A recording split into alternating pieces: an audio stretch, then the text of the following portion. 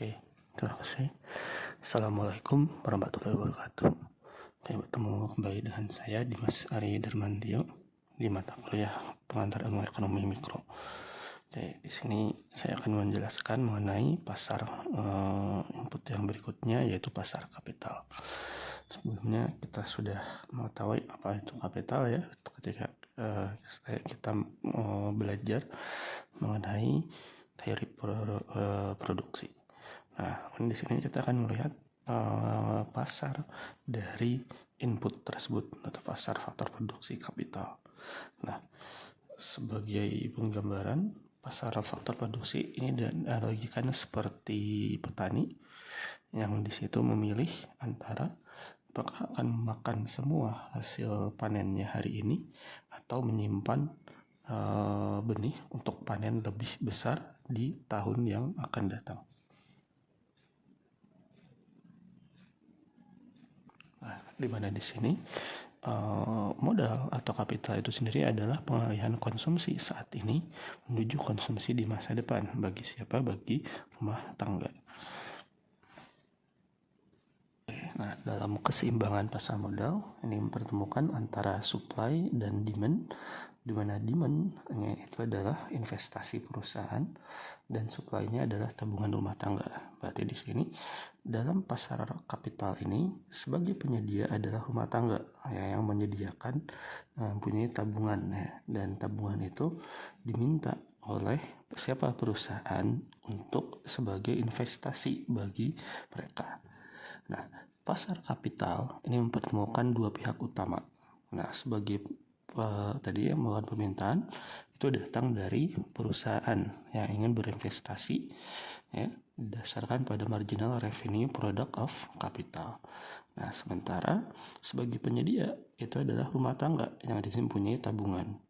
Nah, kurva ini menanjak. Kenapa? Karena semakin tinggi bunga, semakin orang mau menabung.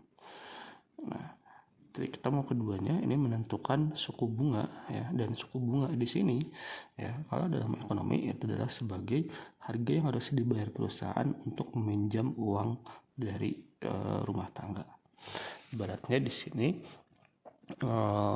rumah tangga itu seperti seakan-akan menjual tabungannya untuk dipakai dipakai oleh perusahaan, dan perusahaan itu membayarkannya adalah apa? Dibayarkan dengan interest rate tersebut. Seperti itu.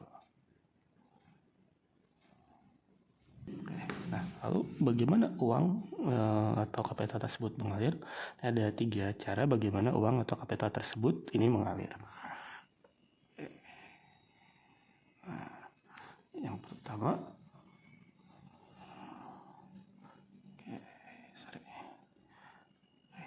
yang pertama itu adalah dengan obligasi. Di sini uang korporasi. Di sini rumah tangga itu meminjamkan uang secara langsung ke perusahaan. Lalu perusahaan ini berjanji membayar kembali pokok plus bunga tetap di masa yang akan datang. Lalu ada saham. Berarti di sini rumah tangga itu membeli potongan kepemilikan perusahaan. Pengembalian tidak tetap tapi bergantung pada kesuksesan perusahaan. Dan yang ketiga adalah melalui perantaraan bank, di mana di sini rumah tangga itu menabung dengan interest rate yang rendah, lalu bank meminjamkan ke perusahaan dengan bunga yang tinggi. Bank di sini mengambil selisihnya atau spread. Oke. Nah, jadi di sini putusan dalam kapital itu adalah putusan untuk intertemporal choice, yang menabung itu temporal choice. Rumah tangga ini memilih antara konsumsi hari ini atau konsumsi di masa akan datang.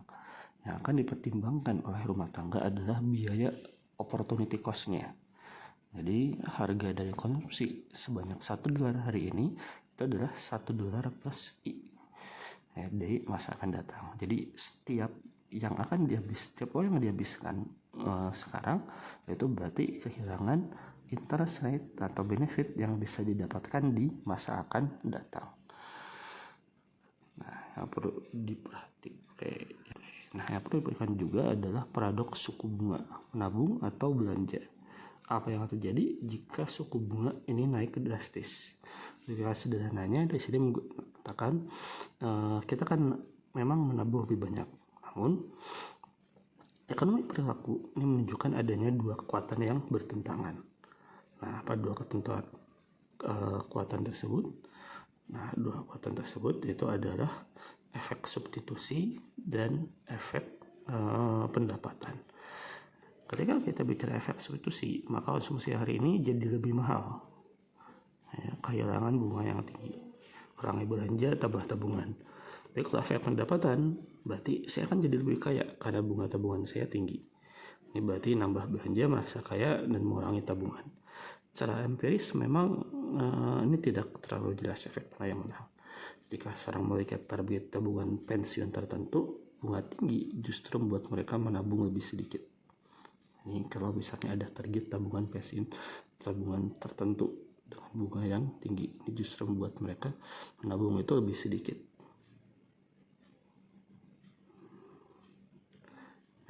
Nah, kan di sini hierarki putusan ekonomi ya. Itu ada langkah pertama itu adalah kerja. Berarti ini rumah tangga itu sebagai pensuplai tenaga kerja, terus kan total pendapatan dengan menyeimbangkan waktu luang dan kerja. Dan langkah keduanya adalah dengan pilihan antar waktu, membagi pendapatan antara konsumsi hari ini dengan masa depan. Dan langkah ketiga adalah konsumsi, yaitu pilihan milih barang spesifik untuk maksimalkan utilitas saat ini. Oke, itu saja yang bisa saya sampaikan. Assalamualaikum warahmatullahi wabarakatuh.